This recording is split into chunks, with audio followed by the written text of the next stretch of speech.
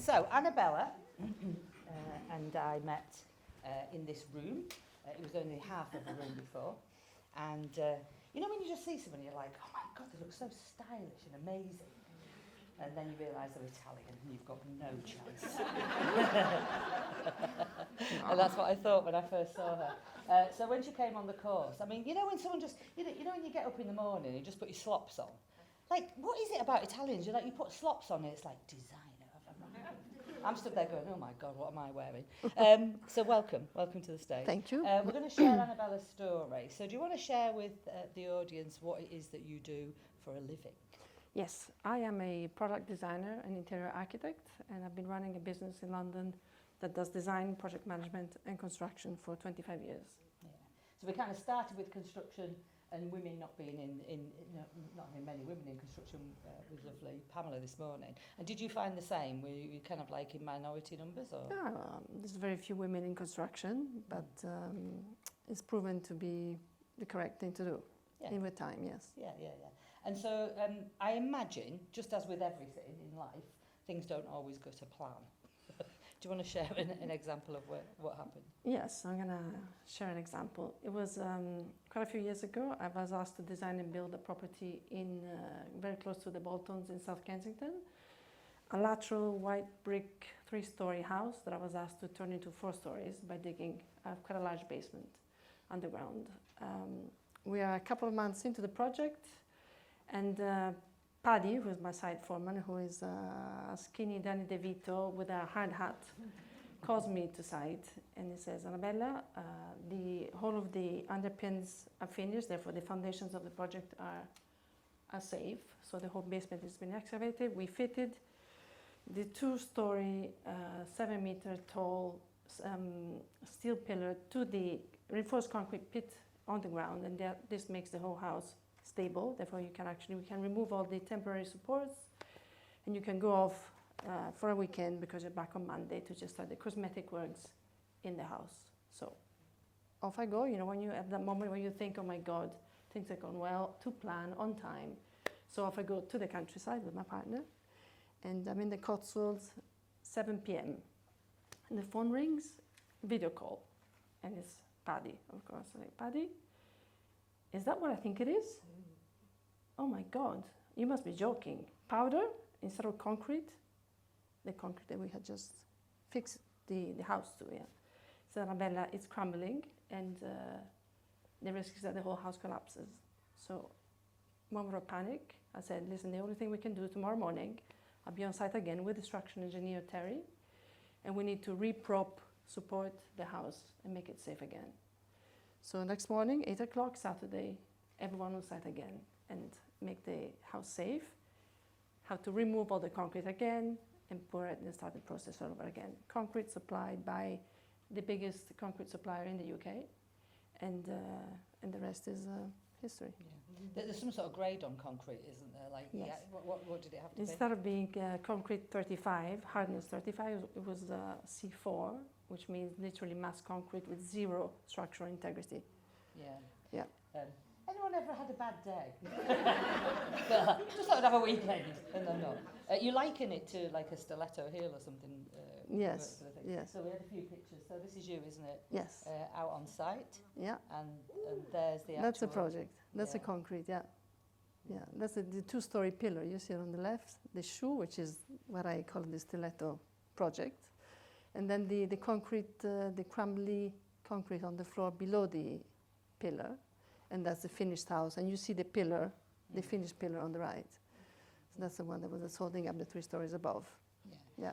I'm imagining your stress level was rather high on that day. Or how do you cope with it? Well, I just had to run and do the best that I could, get the engineer and just act upon it and think of safety. Yeah. And so how did you get into this industry? How did you decide to be in building? 'Cause it's a little bit like we do it a lot in personal development. We liken buildings, don't we, to processes. I started, I changed my profession because I found myself in a situation back in 1993 in April, where I woke up in a bed, tied to a bed, And I just woke up from, I didn't know where I woke up from. And I saw my sister, my brother, and my dad at the feet of my bed. And I looked at my sister and I said, Manuela, what happened? And she looked at me and she said, Annabella, you had a car accident and you broke both legs, your right arm, your left hand, your face, and you lost sight of your right eye. And you were in a coma for a week. And you undergone approximately 15 hours of surgery with metal, steel all over your body. And the first question I asked was, who was in the car with me? And she said, Asia and Monica, my best friends. And she said, but they're all right. They're in another hospital in Switzerland. For now, concentrate on your own health. You need to be strong to recover from your physical injuries.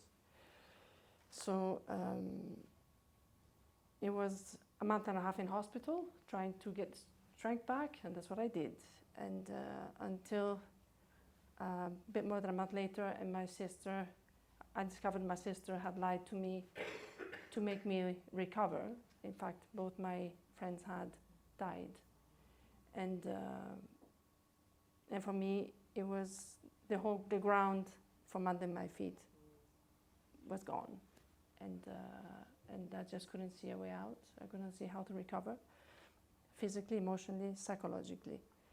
And that's how I started then meditating and looking after myself. And that changed my profession completely. Instead of going back to my old life, I started designing. And I started a career that allows me to help people in their lives. And then, therefore, construction became an organic growth into that career. And so that's what I do. Yeah. And so a little bit like that concrete, it's kind of like your life sometimes just disappears, doesn't it, without any notice. I know that there's Asia and your friend Monica. Mm-hmm. And there's you with black hair. That's very interesting. That's how I was born, yeah. Yeah. That's how you were born. Yeah. Obviously, how old were you at this age? 19. 19. Yeah. And so these two amazing women that you were very, very close to. I know that you've created like a company and a charity for Asia, haven't you? Yes. What's that to do with? It's called Asia X, which is an entity that allows me to create awards and competitions for a global no-profit organization called G100, Global 100. Global, 100 for 100 industries, founded by Harbin Arora, who is an Indian lady who helps women with communities, initially in India, helping 250,000 women, and now internationally. She made me head of the design and lifestyle wing of G100, and via this organization, I am preparing and organizing competition and awards in the name of Asia, who was an inspiration for me, and I'm giving opportunities to women in construction, and this is why I'm now working with different organizations to bring more women in construction. This is why we connect. And women have a moral compass which is very different. And the world is such a mess as it is because it was designed and built by men, with all respect to men. But, so, we try to promote, to bring women into construction, not to do the labor, of course, but to do the more specialized, skilled jobs. Mm. And I know that I recently shared something with the ladies in the lounge, and we were talking about if you look back on something that happened in your life and you could erase it and change it, would you? And I think immediately people kind of go, oh yeah, if I could get rid of that. But if the caveat is that everything that happened as a result of that had to be taken away as well, then would you change it? It's a very difficult question to ask, isn't it? But I suppose because of what happened to Asia and Monica and the crash, that changed your perspective because you were doing something else and then you went into design, which has now brought you to where you are today. It changed my life completely in the approach to life and to, do things for a purpose and with them, in respect of them. I want to make them proud of me for having survived and make sure they look down on me and happy with what I'm doing. Otherwise, it would be a lot more difficult, no? Yeah. But I follow my heart in everything I do, and it's not difficult to perform difficult jobs like construction and big construction. So, you know, it's a moral compass. It's a spirit that I follow in everything I do, when I design and when I build, and in the process of both services. And so until now, it's been proven to be recognized, and I'm happy with it. Yeah. And so you've gained loads and loads of awards for doing that. And then recently, though, there was a bit of concrete started crumbling again, I believe, when you found yourself on a settee in your own home, questioning life. What was going on there? Well, I didn't know what my next step was going to be, and I'm not just a money-driven person. So although construction is a good business, I wanted to do something that allows me to help other people, not only women, with their issues. And I went into depression 5 years ago, and then on my own I managed to get out of it, because many years of psychology and psychiatry didn't really help me. I did some RTT on myself and with Marisa Piano, and it helped me a lot, and also meditation and sort of natural, organic things to do, being in nature and sports, etc. So I have this drive to become a sort of therapist myself and help women with, you know, the experience that I have in my life, try to push women to go through the hurdles and the moments that block them in their life, to be able to live their dreams, you know. And your business is called? A Living Concept. Yeah. A Living Concept. And so the Living Concept now is going to go into personal development and growth for women and men as well. Yeah. Yeah, good stuff. If you had any advice to give anybody, what do you think you would say? Dare, dream and dare. Yeah. Dream, dare, do. Absolutely. Good stuff. Yes. Ladies and gentlemen, Annabella Nassetti. Thank you.